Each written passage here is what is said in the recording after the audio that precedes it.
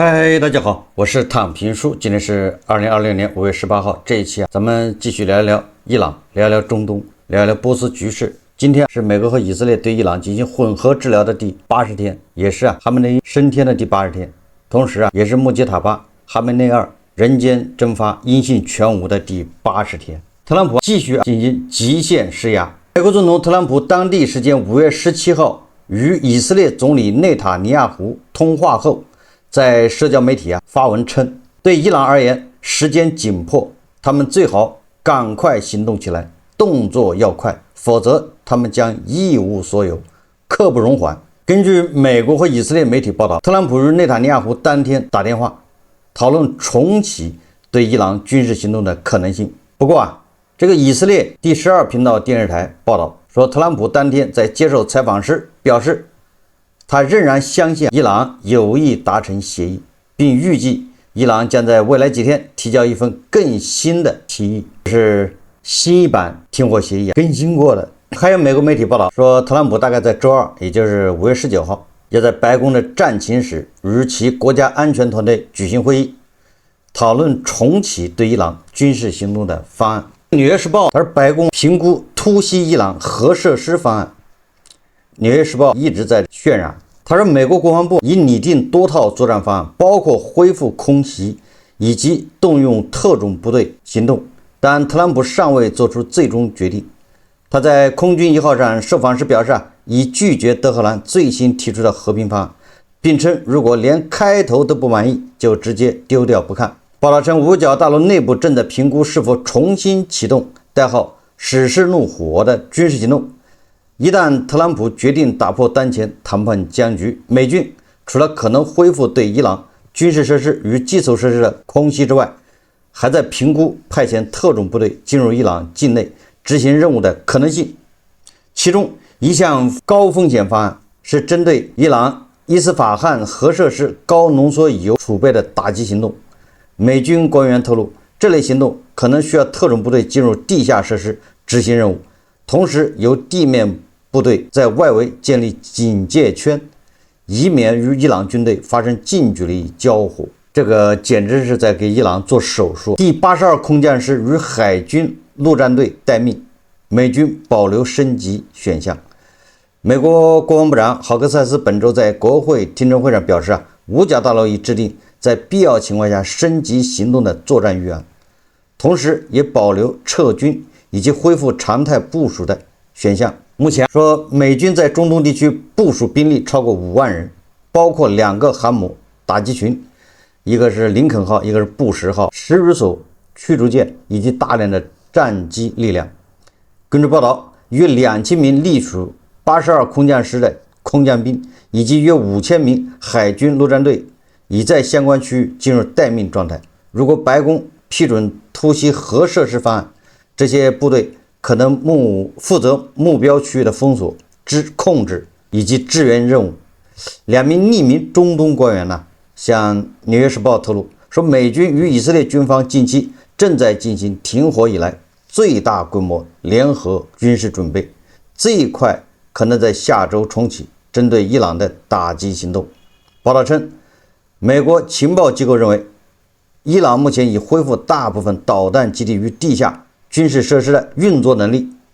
並修復霍爾木茲海峽周邊33處導彈陣地中的30處。這些設施可能對通過霍爾木茲海峽的美軍艦艇以及油輪構成潛在威脅。而這個伊朗方面也已就美方動向發出警告。伊朗國會議長卡利巴夫在社交媒體表示，伊朗武裝部隊已做好應對任何侵略行為的準備，並稱世界將為之震驚。就在美國特朗普總統，他不是發了一張 AI 生成的圖嗎？叫風暴來臨前的平靜。他背後是一名美國軍官，背後就是烏雲密布，是吧？電閃雷鳴，還擊中了那艘軍艦，一看就像是革命衛隊的。特朗普發了這麼一個叫風暴來臨前的平靜這麼一個帖子之後，那佩澤西奇立馬也發了一個，這伊朗人什麼時候輸過？伊朗人打仗不行，就是挨揍的命，但是鬥嘴他可是沒輸過。所以伊朗总統佩泽西奇人家也發了一張圖，什麼圖？是一張柏樹圖。那個柏樹一般的年齡長嘛，佩泽西奇他這個可不是 AI 它是伊朗的真的有那麼一棵柏樹，據說幾千年歷史。佩泽西講配文叫至少有4500年歷史，亞洲現存最古老的生物，古老的阿巴庫西柏樹，至少有4500年的歷史，扎根於當時已被稱為伊朗的土地。這些古老的文明喜歡說自己的歷史，那言下之意就是你美國才250年，我這棵樹的4500年，再往上倒6000年文明，跟伊朗比起來，美國還只是個嬰兒。有些國家動不動就宣揚自己歷史悠久，歷史悠久當然也值得驕傲，但是讓老百姓吃飽穿暖，過上好日子的，能夠自由自在，這個更值得炫耀。歷史悠久，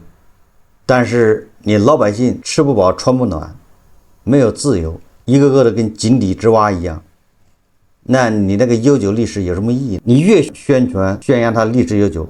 越反襯出當局的無能，是不是這個道理啊？就這麼一個悠久歷史的國家被你們這些人給搞成這樣，難道不慚愧嗎？難道不心痛嗎？這個特朗普好像是在倒時差，我估計有人統計了一下，他在幾個小時裡面發了30多條真相社交的貼文，而且好多都是他發過的，也是轉發，有的弄亂了，而且好多都是他用 AI 去生成的。估計特朗普晚上無聊，一個人精力充沛又沒事幹，逮着手机在狂发。其中他還发了一條这個又是人工智能生成的一個威脅伊朗的圖，這個圖上面中東地區的地圖覆蓋上了美國的信條旗，畫着很多箭頭，這個箭頭都指向伊朗，伊朗被各種箭頭包圍了，顯示伊朗就是這個目標。美國的議長約翰遜他對媒體說，他說現在不是啟動戰爭權利法的時候，史詩之怒行動已宣布結束。確實如此，現在我們進入了一個新階段，那就是要打通霍爾木茲海峽。也就是眾議院議長約翰遜認為特朗普有權發動戰爭，史詩之怒行動已經結束了，下一輪新的戰爭那就是新的算法。同時俄羅斯駐聯合國的代表也在放風宣傳，他說據西方情報透露，未來幾天以色列和美國有可能對伊朗發動攻擊。伊朗外交部近日公開批評美國與以色列不斷編造謊言，為軍事侵略尋找借口。美國和以色列借各類虛假說辭發動戰爭，無端破壞地區穩定，其所謂理由毫無事實依據。伊朗強調，兩國行徑本質是霸權擴張，謊言終將被戳穿，侵略行為理應受到國際社會譴責。美國電視有線新聞網報道，他說美國總統特朗普上周六就是5月16號在弗吉尼亞州的特朗普國家高爾夫俱樂部與其國家安全團隊的高級成員會面，討論了針對伊朗局勢的下一步行動。特朗普對美伊談判進展越來越不滿。參加會議的有美國副總統萬斯、國務卿盧比奧、中央情報局局長拉特克里夫以及特使維特科夫。五角大樓已制定軍事打擊目標計劃，已被特朗普授權發動進一步打擊，包括襲擊伊朗的能源和基礎設施。種種跡象都表示特朗普的耐心顯然已經快耗盡。特朗普本人對福克斯新聞也說，他說我對伊朗不會有太多的耐心。特朗普的耐心已經耗盡。有媒體報道說，伊朗國內普遍認為特朗普可能會重啟軍事行動，這導致德黑蘭採取了官員們所說的欺騙和拖延戰略，旨在爭取時間，並使任何新的軍事行動變得複雜化。伊朗領導人認為，他們可以將危機至少再拖延2周，這可能會使美國在政治和行動上更難重啟軍事行動。也就是說，伊朗人是極限拖延，消耗這個特朗普的耐心。根據伊朗國家電視台報道，伊朗當局已宣布對通過霍爾木茲海峽的船只引入新的通行程序。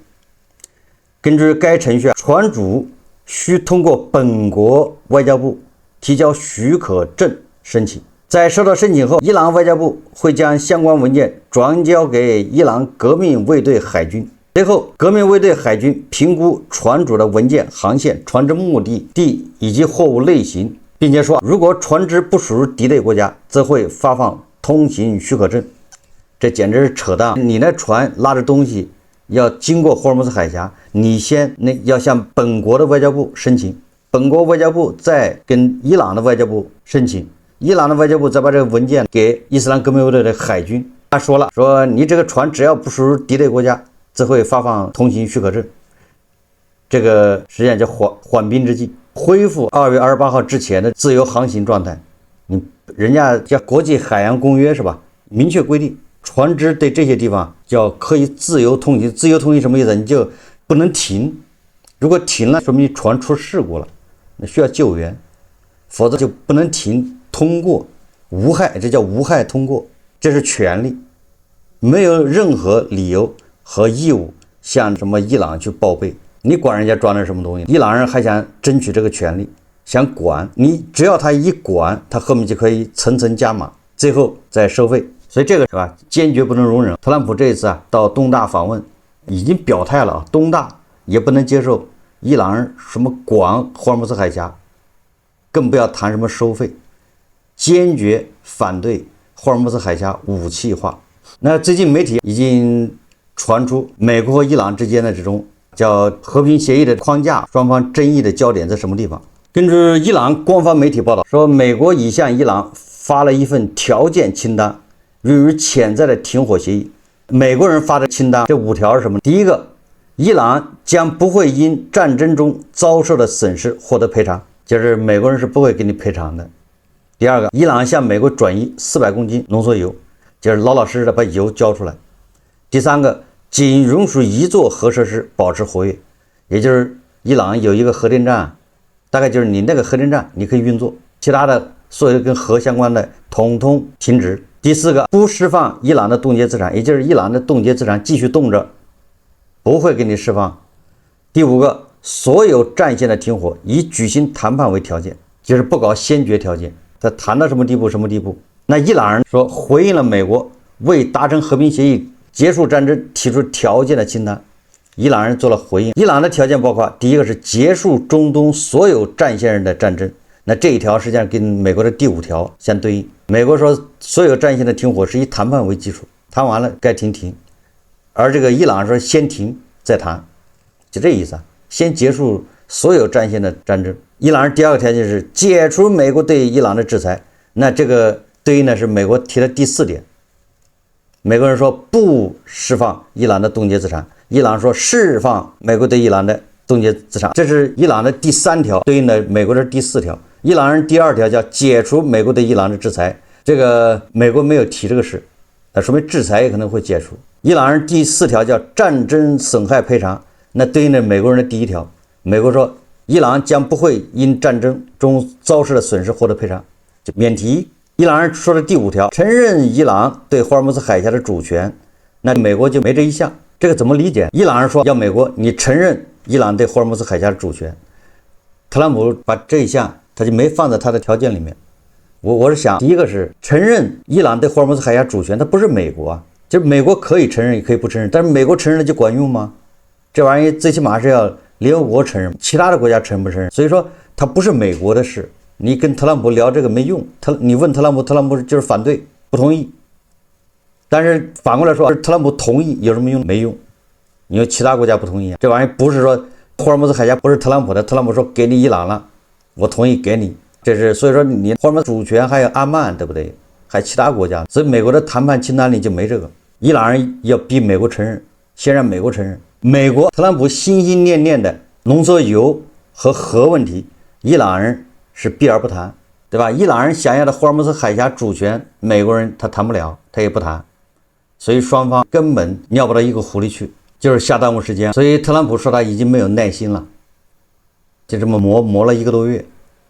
一點進展都沒有。不過伊朗人見於特朗普到東大訪問，似乎感覺特朗普好像意氣風發，並且特朗普所反映出來，那麼東大在伊朗這個問題上，是不是跟特朗普的共同語言更多一點？也就是跟特朗普所希望的要更多一點。你看，不同意伊朗擁有核武器，霍爾木茲海峽保持通航，是吧？不同意他收費，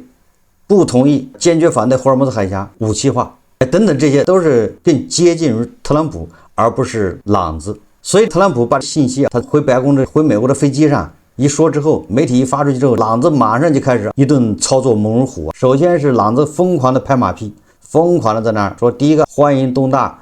來斡旋，東大的外交努力那就是管用，我們就是喜歡。這個朗子的什麼外交部長在那一頓狂拍馬屁，當即是不是就放了很多東大的船出來了？這媒體都報道了，這是幹什麼？說白了，他心裡含糊，感覺東大的怎麼一下就倒向美國了，支持美國了，所以說朗子很着急。那麼昨天更有意思了，據伊朗塔斯尼姆通讯社17日報道，經伊朗總統提議，最高領袖批准，這不是開玩笑的，是佩泽西奇揚提議，由穆杰塔巴批准，伊朗伊斯蘭議會議長卡利巴夫被任命為伊朗伊斯蘭共和國對東大事務特別代表。報道援引消息人士的話說，卡利巴夫將負責協調伊朗國內不同部門與東大之間相關事務與合作。這個就非常有意思了。經常聽我節目的知道，咱們以前一直說，東大跟伊朗實際上表面上看着好像走得挺近，實際上根本不是一回事，因為雙方也是尿不到一個湖裡去。雙方唯一共同特點就是一切責任在美方，甩鍋給老美，美國就是背鍋俠。這個雙方有共同語言，那是所有不順的事情，搞不好的事情，發展的不好的地方，那都是美國在挖坑，都是美國要負起主要責任。在這一點上面，跟波斯那有很多共同的語言，其他的方面沒有。很多人不理解東大在伊朗的投資啊，那叫一塌糊塗。東大在伊朗不是搞了一個什麼恰尔巴克港是吧？總之啊，有好多港口、鐵路、地鐵，各種基建項目。跟這個朗子穿西裝的談得挺好，所以東大的央企紛紛跑去先墊資，因為你要搞基建，你要帶錢去的，你要基建，你要投錢，你的工程機械這些設備光能運過去，開始在那平整，你前期要投大量的錢進去，結果前期的錢一投進去，工程剛開始，人家那邊衛隊不同意了，把叫停了。你央企也沒脾氣，央企就找外交部，外交部找朗子政府說我們也管不着衛隊，你找衛隊，衛隊就重新談，衛队也要从中8寸皮，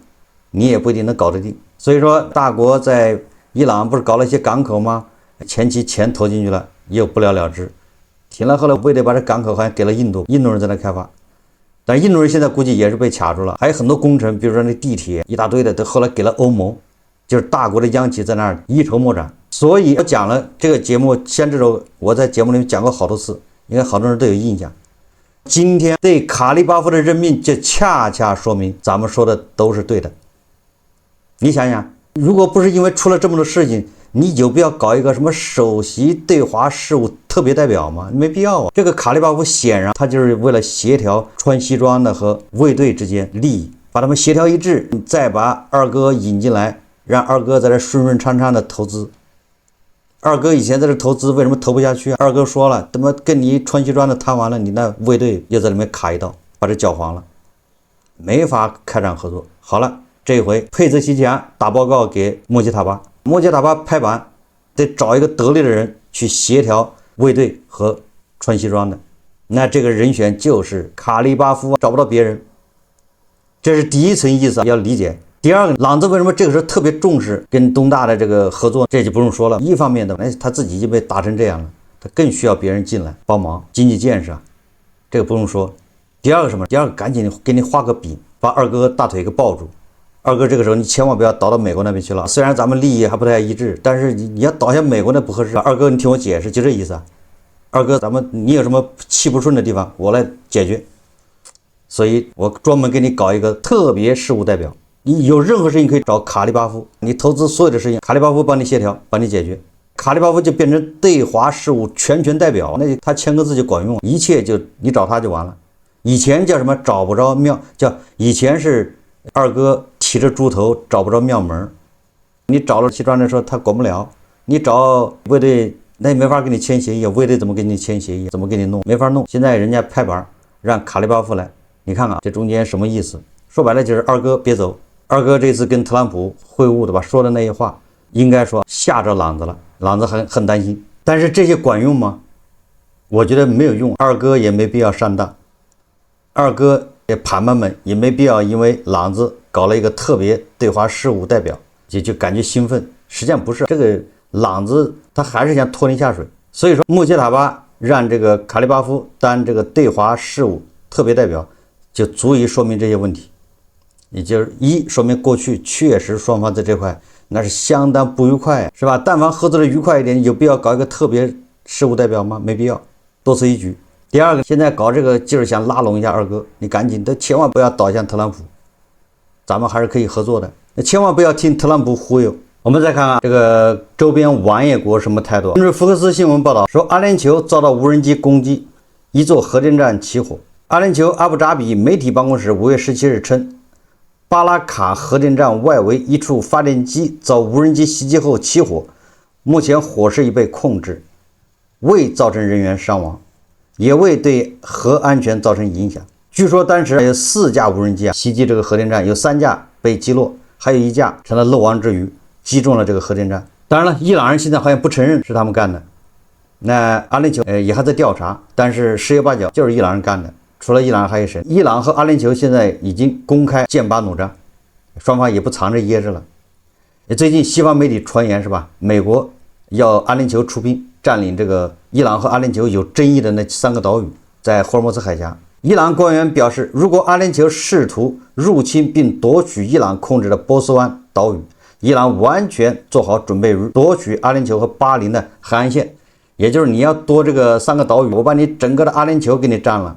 把巴林的海岸線也佔了，這整個霍爾木茲海峽都是伊朗的。這是伊朗對特朗普政府官員指示阿聯酋入侵伊朗並奪取拉萬島直接回應。伊朗的議員阿里·赫茲里在國家電視台威脅阿聯酋，聲稱美國最終會撤出該地區，而伊朗將讓他們嘗嘗地獄的滋味。赫茲里安是伊朗議會國家安全與外交政策委員會成員，他表示阿聯酋人才剛剛開始學習。這個是在伊朗國家電視台公開說的，也就是說什麼意思？你等着哪天美國從中東撤軍了，美國總有一天會撤走的，他不可能在那住一輩子，總有一天撤走，等他一撤走，那就是你阿聯酋末日，我就要讓你阿聯酋嘗一嘗地獄般的滋味。你說一個人被人摁在地上瘋狂摩擦挨揍呢，他還將這個腦袋在那威脅旁邊的一個人，說你等我起來，他不可能把我按在地上按一輩子，一會兒他就鬆手了，一鬆手看我怎麼收拾你。伊朗最高領袖顧問說，這個維拉亞蒂美國將面臨大英帝國的命運。這個阿里·阿克巴爾·維拉亞蒂說，他說美國帝國在被伊朗和抵抗陣線擊敗後正在崩潰，美帝國在崩潰之中。伊朗是自第2次世界大戰以來唯一成功擊敗美國的國家，就問服不服？二戰以後唯一擊敗美國的就是伊朗。說這很多話，挨最毒的打。當然了，也不能這麼說，因為美國還是遭到了懲罰。為什麼這麼說呢？就在5月17號，根據美國福克斯新聞報道，在艾瓦爾州山地之家空軍基地舉行的航空展第2天，2架美國海軍的 EA-18G 咆哮者電子戰飛機在空中相撞。這個視頻大家在網上都看到了吧？倆飛機的表演不知道怎麼就挨一塊了，挨一塊呢就一起墜地。美國海軍向福克斯新聞證實，機上4名機組人員全部成功彈射逃生。這2架飛機隸屬於駐紮在華盛頓州惠德比島的第129電子攻擊中隊。你說2架咆哮者電子戰飛機就這麼煙消雲散，就這麼報銷了？為什麼？你不能不懷疑是伊朗人做了手腳，伊朗人施了魔法。這很有可能伊朗人在遠程攻擊用意念控制了這個飛行員或者飛機。你看這個電子戰飛機死貴的，這2架電子戰飛機得多少錢？這個恐怕都是伊朗人實施了遠程攻擊，心理干擾。所以有人就說了，這個美軍在中東執行完轟炸任務，但美軍很多人都是受了內傷，表面上看沒事，實際上都受了內傷。這個人家朗子6000年的文明也不是鬧着玩的，叫樹高莫用，一用你看後遺症就來了，莫名其妙2架電子戰飛機就這麼掉下來了，非常蹊蹺。你用迄今為止最先進的科學手段都無法解釋這個現象，就問特朗普怕不怕？好，我們繼續密切關注伊朗的局勢，咱們下期再見。這期節目咱們就聊到這裡，感謝大家收看。如果喜歡我的節目，歡迎訂閱轉發，也可以在下方留言評論，謝謝大家。